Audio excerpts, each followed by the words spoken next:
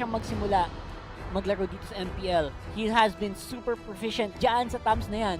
And pinakita din niya yun on that last game. Yeah, and if the THAMS is well respected by Bren Esports, of course it'll appear to our first rotation bans coming in. Nakita ko na yung ngiti mo nung nakita mo yung THAMS. Kung nakita niya lang yung sikreto ng gwapong ngiti dito ni Rockheart kanina nakita yung THAMS ban, he already knew that that was a respect ban. But for Aura PH, ang sunod na mga ban na nakikita natin ay Benedetta at Mathilda. We haven't seen a Mathilda for this day yet, pero I feel like they are opting to take it out. Baka malaking counter to sa plano nila in Game 3. Nakatakot kasing mag-Mathilda si Lusty. Nakita natin yun from simula pa lang ng Season 7. And talagang todo effort ka pigilan ang Mathilda pag binigay mo sa mga players tulad nila Lusty, right? Tulad nila Heath.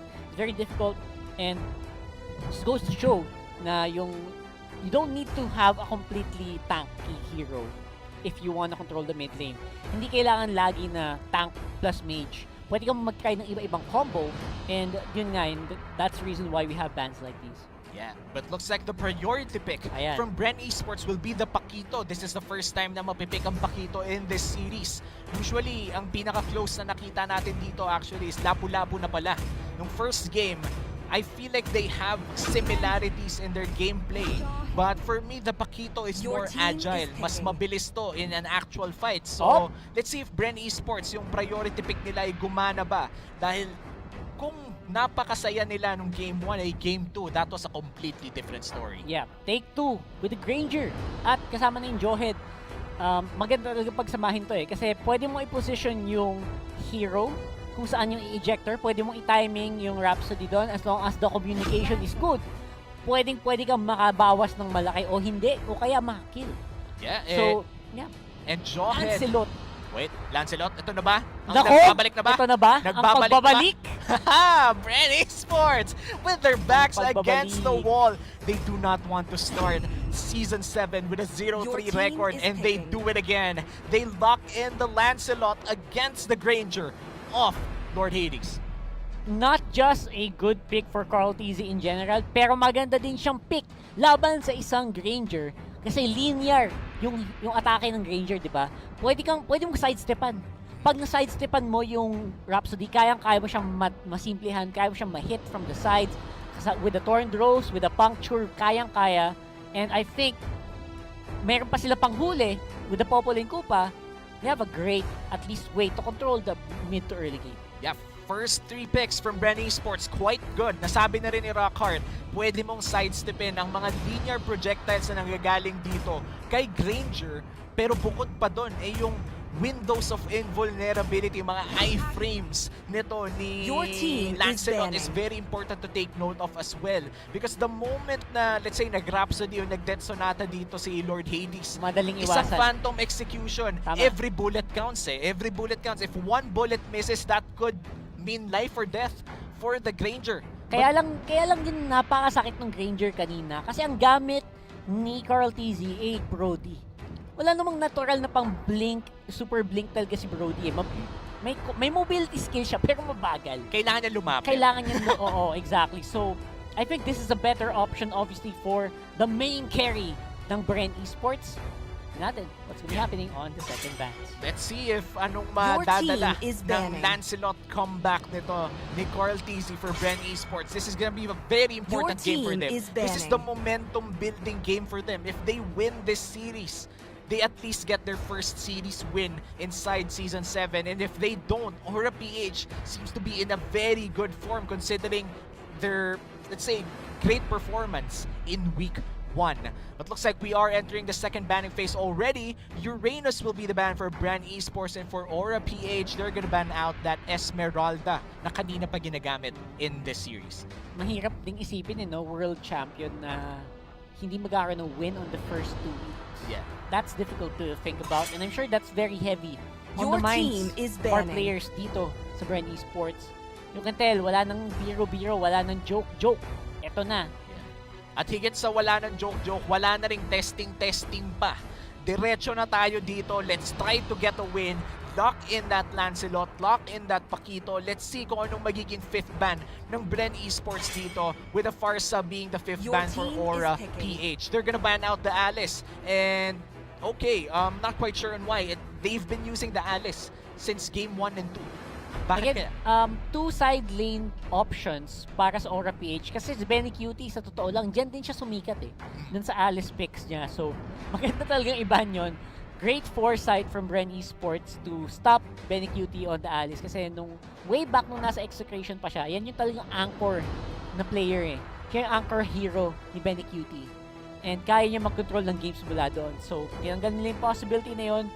Mas pinahirapan nila yung side laner ng Aura PH. I'm sensing a lapu-lapu. Bane, lapu-lapu, parang ganun.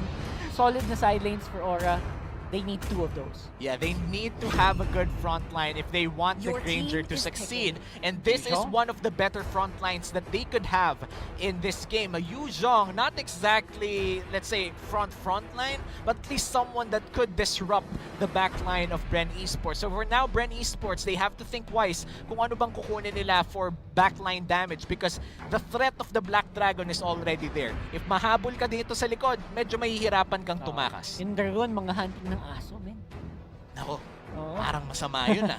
Mga hunting ng aso sa likod. Pero again, mostly frontliner naman din yung gagawin nila. So, mostly, hinahanda na nila yung picks para sa Bren Esports. Ayan na nga sinasabi ko, nakaamoy ako ng lapu-lapu. There it is. I think it is a very good pick overall to hunt down Granger as well. Yeah. Tsaka hindi ka din mahirapan kung may Johad yung kalaban. Kasi may natural mobility ka din. Yan, speaking of natural mobility, I love the Lunox pick as well. The Order of Brilliance is more than enough safety for this mage to not get ejected or to not get dove by this Yu Zhong. Yung tipo na pag pinasok ka ng Yu Zhong, makakabili ka ng oras with your ultimate. It's very important. Sometimes time is all you need. Pag pinasok ka, tapos nakabili ka ng oras, saktong micro, saktong takas, you're buying time para sa mga kakampi mo na ubusin yung mga nasa frontline ng kalaban. Pero ito na yon. Ano ang magiging last pick ng Aura PH? That's the Cho, one of the most picked as well in Week 1, making its first appearance in Week 2. Benny Cutie ang gagamit sa Cho. Pwede din actually split or i-flex yun to Kiluwash kung kailanganin. Pero they are going for what they know best. And JP, pangatlong straight na laro dito si Joed na to. I like what I'm seeing for both teams. Both teams look like they have a very good grasp of all the heroes they have. Hindi siya yung masyadong experimental. All of these are one of their best heroes. So both teams definitely pangbakbakan na talaga. Yeah, this is it. Kailangan na nilang ilabas ang kanilang clay game, ang pinakamalakas nilang form in this match, or at least in this game 3, because this is do or die. If hindi sila manalo dito, 1 point lang talaga ang makukuha nila, because if sweep, 3 points, if 1 win, 1 point, if panalo ka series ng 2-1, that's 2 points. Pero bago natin discuss ang mga numero na yan, I will just remind you guys that MPL Philippines Season 7 is under the supervision and regulation of the Games and Amusement Board. Welcome to Game 3 between Bren Esports and Aura PH. This is do or die already. Rock hard. Magiging agresibo kaya sila dito. Ayan, kita mo naman eh. And I think naghahanda na ang Aura PH. They're holding back. Medyo hindi sila sasabay dun sa early games aggression na ginagawa ng Bren Esports just because alam nila, predicted na nila yun ang gagawin. Yeah, and speaking of predictions, I feel like predictions is also based on past actions. Kumbaga, inaral na nila. Ito yung tipo na pag sa anime, yung ilang beses ka nang nabibiktima, finally, nakita mo na yung pattern. Let's see if it's enough for them to at least score an early game lead. But for Aura PH, I feel like they're fairly safely farming around the area. Wala pang pumapatol masyado. Parang yung pagpita ka no, sa anime, no? Bugbog sakado yung mukha mo. Tapos biglang sasaluhin mo yung sapak ng kalaban. Ipo mo ko nochi. Oo, yun na-imagine ko eh. Parang ganun eh. Sasaluhin mo lang biglang gulat siya. Bakit? Paano mo salo? Paano mo nasalo? Oo, mga ganun. So, tapos yung tipo na duguan ka na pero biglang may bawi ka pa pala, and yun yung mga specialty ng isa sa mga hero natin dito, no? Yung Paquito. Yung akala mo mamamatay na, biglang magda-dash in, dash out, binalik, ejector, nasa first blood pero may flicker pa pala, boy na buhay, hindi na pala, that's few. First blood going to the Granger, super aggressive coming in from Aura PH. Out of nowhere, ayun yung pangbiglaan Hindi mo expect na tatlo pala yung tao sa bush na yun. And then, suddenly, ejector. Lumilipad ka na sa ere. And pag nasa ere ka na, minsan mapapaisip ka na lang, saan ako nagkamali? Pero wala ka ng oras para gawin yun dahil pagbagsak mo, flicker na lang ang magagawa. Phantom execution in the mid lane. Pero mukhang hindi pa pala. Greed, 50 HP, hindi mapapatay ng aso. Bumalik ka muna dito. And Greed will be recalling safely. Actually, hindi naman yung kill yung habol nila doon. Yung habol nila is to control the turtle. Bonus na lang kung makapatay, pero if they get the early game turtle, malaking bagay to para sa Bren Esports. Yeah, and looks like the turtle will be uncontested as Bren Esports masesecure nila ang first turtle of the game. Mapupunta pa sa Lancelot. Alam natin, Lancelot na may turtle. Napakainit nito pagdating ng mid-game. Yan, not to mention pag na-double buff pa yan. So, ingat-ingat muna. Aura PH, they are having one time. Yeah. Reset. Reset mo lang, bato mo na lang. Reset mo lang. Sige, okay lang. Pero Huwag yun lang nga. makuha. Ayun, tapos that was nice. That's 2 bullets down. Pero mukhang survive muna dito si Ribo. Saktong laban lang. In Korea, they say fighting. And Ribo is indeed fighting. Tama. And again, maganda ding hero na ilbigay itong Lunox kay Ribo kasi meron siyang tool para makadodge. Sabi mo nga din kanina during the draft, may tools din siya para lumaban kung may opening, di ba?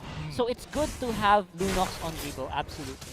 Yeah, and they serve the same purpose. Kumbaga, absorbing pressure, surviving the lane. JP, sinong ibabato mo? Few, maganda ang pwesto dito. JP, medyo yung smart missiles, binabato lang sa aso and he is just getting mentally damaged in that fight. Talagang magugul ka, bakit hindi dito matama yung missile sa kanya? But that's the Popo and Koopa for you. Greed, balik dito, pero off-cam kill on the Chono. Phantom execution, the perfect tusok-tusok to your fishball. And that's a kill for the Lancelot in the mid lane. At yan din ang dahilan kung bakit may nakaabang na skin para dito. Carl TZ on that hero. Ever since naging binigyan siya ng assassin role, he was able to use this properly, and the Lancelot, world class so far. Yeah, world-class Lancelot in the hands of Bren Esports with their backs against the wall. Kilowash going in for the fight, but that's the way of the Dragon, securing 1 kill on Carl TZ, and Dusty looks to be next. 4 people. Makakatakas kaya dito ang Pakito with a 4v1, pero wala nang chance pa. Kagura with the kill. Wala nga namang malakas sa apat. Kahit sabihin mong world-class heroes yung gamit nila, walang malakas sa apat. Tandaan yan. So, Turtle, this time might be a bit of an opening para sa Aura. Bibigyan pa siya. Flap TZ, galit na galit. Pumasok. Flap TZ though, going in the backside. Mapapaalis nila ang Aura PH. That's the ejector and the dash out coming in from Kilowash.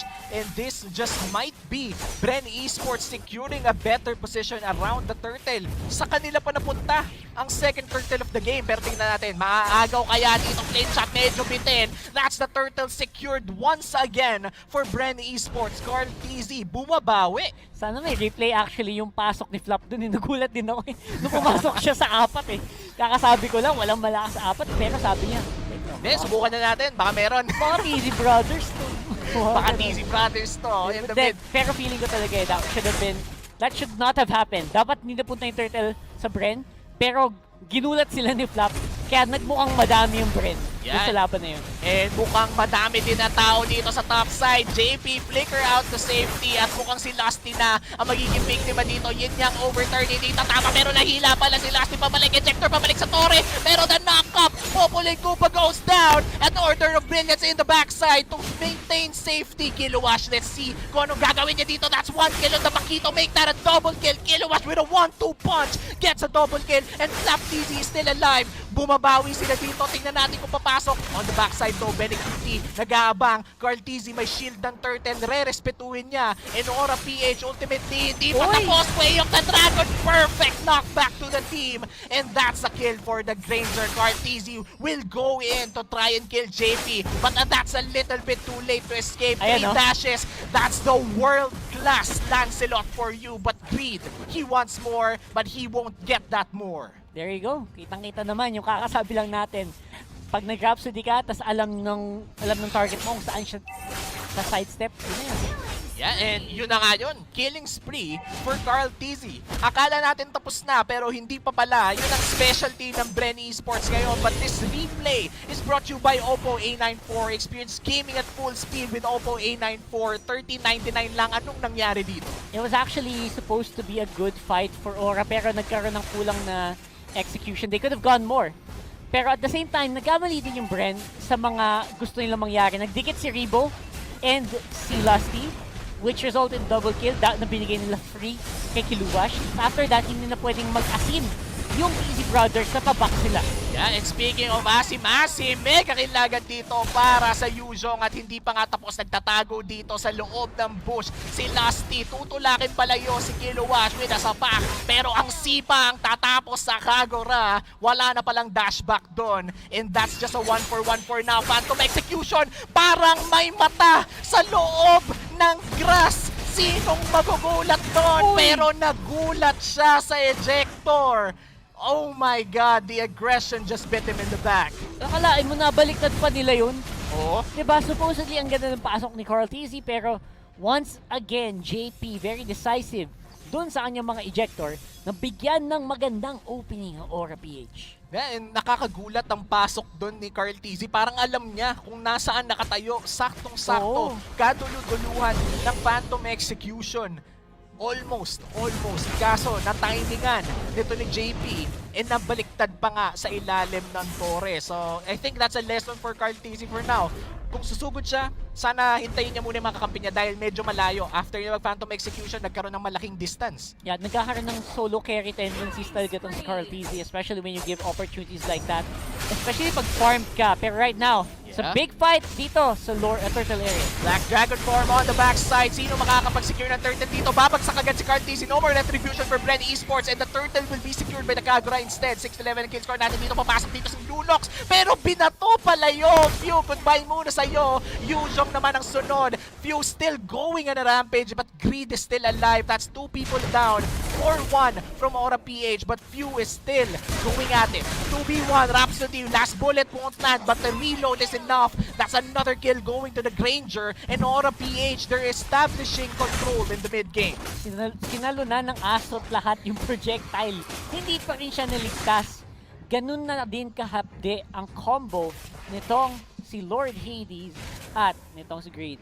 Yeah, and I feel like Carl TZ, kanina pa siya nagkakamali sa mga pagpasok niya. Feeling ko yung lamang na nakuha niya nung early game, medyo nabulag siya ngayong mid game. Hindi niya masyadong nirespeto ang Aura PH and now that he died twice, ito yan consecutive na matay siya ng 2 times in a fight. Ibig sabihin nun, medyo natatimingan na siya ng Aura PH. Ito na yung pinag-usapan natin kanina, Rock. Yung tipo na sasapakin yung bida tapos pasasalo, mapapanani. Yung nani moment para kay Carl. Yun nga yun And literally, imagine mo yun. And here we go, another big fight. Carl TZ knocked out once again. Top TZ way too late to the party. Sinalo ang lahat ng skills ni Greed at ni Lord Hades. What a combination! And Benny Cutie all this time was just pushing in the top side. Few about to respond in the 2v1 but this is a show. This is just show things. Yung tipo na makakapag-split push tapos pagpapunta ka na saktong Jeet Kundo Shunpo lang palayo, hindi mo mahahabol. Hindi ako sanay na makitang naging reaction na rin Bren Esports right now. Pero that's all you have to do. You have no choice at this point but to react and try to hold your base together habang nag-farm pa yung Carl TZ at Flap TZ combination. Yeah, and looking at Bren Esports right now, they are 5k behind of Aura PH and this is a Carl TZ playing his Lancelot. So this is quite the surprise for everyone in this game right now. But this just goes to show that Aura PH is very prepared for this matchup. And you gotta give it to them. They're gonna start the North. Let's see if there will be a miracle comeback galing dito sa Bren Esports. Dahil may chance naman na maagaw nila to. Yeah, may opening sila. Plus they have the crowd control from the Popol and Kupao. They can actually opt to go in and try to burst down JP if they want to. Pero decisions have been made. Dinecide ng Bren Esports na wag nang i-contest itong Turtle kasi nag-push daw yung top lane So kailangan talaga nilang i-hold muna kung ano yung meron sila. They don't want to risk it. Respectable decision for Bren Esports pero Aura PH right now. really on fire. Yeah, Aura fire indeed for Game 3. They Kaya nga. want to take this match away from Bren Esports, and for Bren Esports, they're facing a 0-3 Mahirap yun, start Oo. for regular season of MPL Season 7. They don't want that to happen, but this looks to be an inevitable end for them if they don't defend against Aura PH's next push. Because if you look at the turrets for Aura PH, medyo madami pa talaga. The map control from Aura PH is way superior than Lusty. This is very dangerous for him. Op, Lusty. Medyo dangerous yan. Pag na-ejector ka talaga, wala na. Wala na. There's too many Aura PH members dito. Kaya, eto na ba yun? Oh no, Carl TC uses his ultimate for a defensive maneuver instead. No more Phantom Execution for Carl TC as the mid lane looks to be the next objective to take. Papasok dito si Flap TC pero mukhang cancel muna dahil ang Lord nandito sa top side. 5 people from Aura PH going in mid. They want to take this base. They want to take this series. Can Bren Esports defend? And again, this might be it. One more fight. Oh no, Flap Easy going in on 5 and Phantom Execution hits none. That's Joe taking down the Lapu-Lapu, but going back to the base though. They're still alive, double kill for the Joe. This just might be it. The next base, this is Aura PH with a 2-1 win. What an impressive